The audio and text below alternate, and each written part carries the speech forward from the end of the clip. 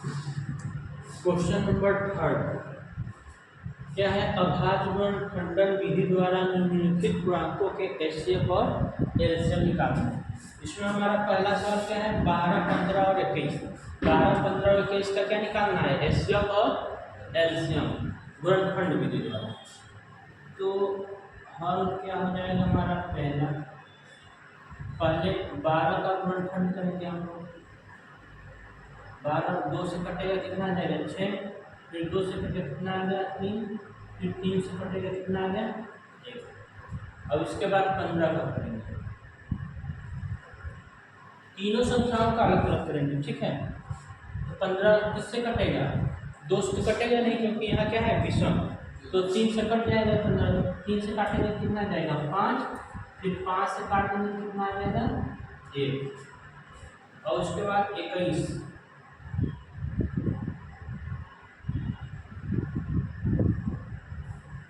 21 का कटेगा 3 से कटेगा ये 7। और फिर 7 से कट गया कितना हो गया? 1। तो हमारा क्या हो गया? अब लिखेंगे 12 इसका टू क्या? 2 गुणे 2 गुणे 3। और 15 इसका टू हो जाएगा 3 गुणे 5, ठीक है।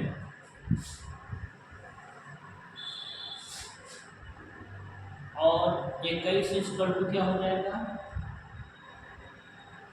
3 गुणे 7। तो अब लिखेंगे अतः एचसीएफ बराबर। एचसीएफ क्या होता है? जो तीनों में कॉमन। तीनों में कॉमन क्या है? इसमें 2 है, इसमें नहीं है। 3 तीनों में है, और 5 इस एक में है, 7 एक में है। तो केवल कॉमन क्या है? ये 3। ये 3 क्या है? सब में कॉमन है ना। ये 3 कॉमन है, इसलिए एचसीएफ इक्वल टू क्या हो जाएगा? 3। और एलसीएम में क्या? इसको बाकी जो नहीं है वो भी लिखते हैं। तो क्या हो जाएगा? 2 गुणे 2 गुणे 3, ठीक है, गुणे 5 गुणे 7, ठीक। ये 3 देखो, तीनों में इसका मतलब 3 बार नहीं लिखेंगे, एक ही बार। जो कॉमन शब्द में होता है उसको एक ही बार लिखते हैं, और जो नहीं कॉमन होता उसको भी लिख देते हैं, ठीक।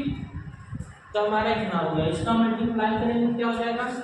2 दूनी 4, 4 टाइम 12, 12 पंचे 60, 4 6 7 42 ना, 420।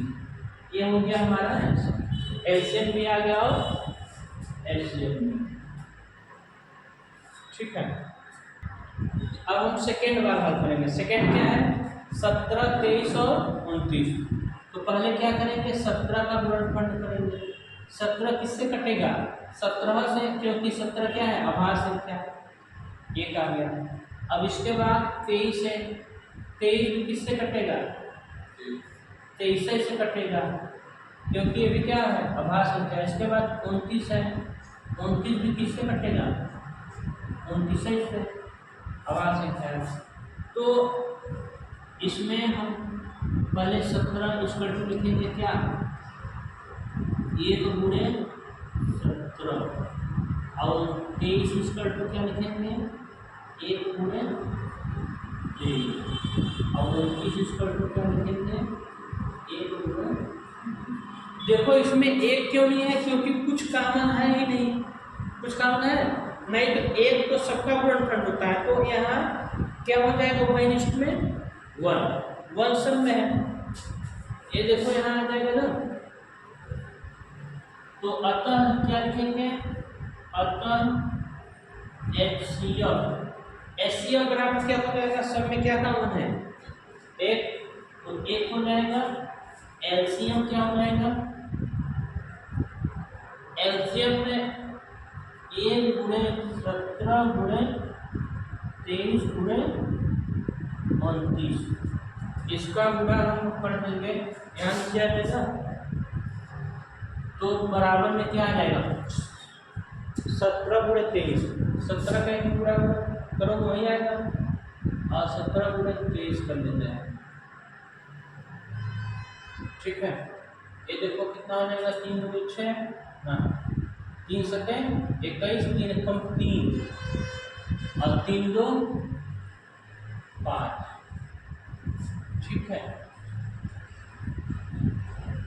और ये हो जाएगा 7 दूनी 14, 2 एकम 2 2 2 1 3।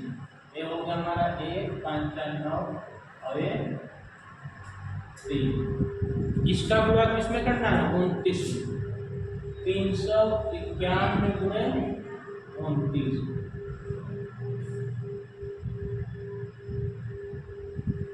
9 का करेंगे 9 एकम 9, 9 9 81 गुण 1, 9 3 27, 27 8 कितना होता है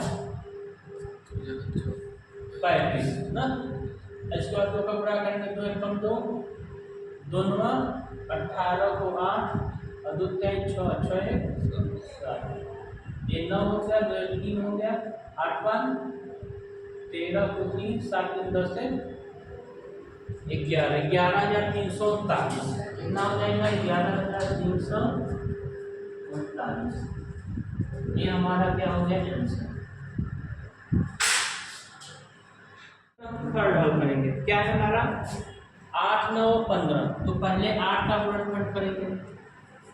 8 किससे कटेगा 2 से, 2 से काटोगे क्या आ जाएगा 4, फिर 4 2 से कटेगा क्या आ जाएगा 2, और फिर 2 को 2 से काटोगे तो कितना आ जाएगा 1। ये 9 बताओ किससे कटेगा 3 से, 2 से तो कटेगा नहीं, 3 से काटेंगे क्या आएगा 3 3 का 9, फिर 3 से काटेंगे तो कितना आ जाएगा 1। और इसके बाद 25 किससे कटेगा 5 से कटेगा ना, 3 से नहीं कटेगा। 3 से काटने के लिए क्या करते हैं, अंकों को जोड़ देते हैं। अगर अंक 3 से विभाजित हो रहा है तो वो संख्या भी क्या होगा 3 से विभाजित होगा। तो 3 से तो कटेगा नहीं, किससे कटेगा 5 से। ये आ गया 5, अब फिर 5 को 5 से काट देंगे आ गया 1। तो हमारा 8 = हो जाएगा 2 गुणे 2 गुणे 3, और 9 = हो जाएगा 3 गुणे 3, और 25 = क्या हो जाएगा, ये 2 गुणे 2 गुणे 2 हो जाएगा, और 9 = क्या हो जाएगा 3 गुणे 3, और 25 = क्या हो जाएगा 5 गुणे 5। ठीक, तो हमारा HCF = कितना हो जाएगा, क्या लिखेंगे, अतः HCF इसमें कोई कॉमन है, कोई कॉमन नहीं है, तो एक शब्द में कॉमन होता है तो पूरे एक शब्द में लिख सकते हैं हम। ये पहले लिख लो चाहे बाद में लिख लो, उससे कोई दिक्कत नहीं है। तो हमारा HCF में देखो अब क्या है, सब में 1 कॉमन आ जाएगा, तो HCF कितना हो गया 1। LCM क्या हो जाएगा, LCM क्या हो जाएगा, ये 2 गुणे 2 गुणे 2, और फिर 3 गुणे 3, फिर 5 गुणे 5, सबका गुणा करेंगे ऐसे। तो 2 दूनी 4, 4 दूनी 8। ठीक है, अब ये 8 5 40 हो गया, 40 4 हो गया, 4 3 12, 12 पंचे 60, कुल मिलाकर 600 बनेगा क्या, देखिए फिर से 4 ये 8 हो गया, 8 5 40, तो 1 0 हो गया, और ये हो गया 3 3 का 9, 9 चौक 60 नहीं गलत हो गया, ये गलत हो गया। देखिए क्या हो जाएगा 8, अब 25 वाट कितना होता है 25 चौका 100, 25 वाट 200, 200 गुणे 9 कितना हो जाएगा 200 गुणे 9 9 दूनी 18। ये हमारा दोनों क्या हो गया आंसर। ठीक।